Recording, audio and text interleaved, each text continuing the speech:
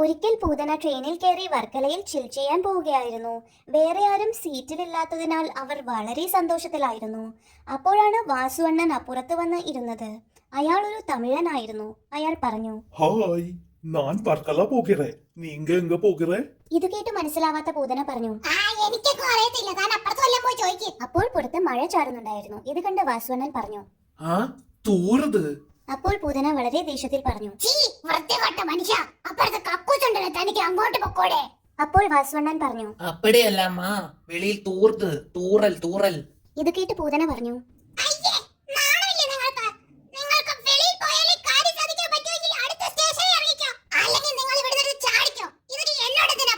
ഇത് കേട്ട് ഒന്നും മനസ്സിലാവാത്ത വാസുവണ്ണൻ പറഞ്ഞു. புரியல. ഇത് കേട്ടു ദേഷ്യത്തിൽ പൂതന വാസുവണ്ണന്റെ അടുത്ത് വന്നിരുന്ന അയാളെ ഇക്കിളിയാക്കിയും ഉന്തി തള്ളിയും പുറത്തേക്ക് തള്ളിയിട്ടു. എന്നിട്ട് പറഞ്ഞു, സന്തോഷമായോ? ഇനി പോയി കാര്യം സാധിച്ചോ? പുറത്ത് മഴയത്ത് വീണ വാസുവണ്ണൻ വിഷമിച്ചു കുണുങ്ങി.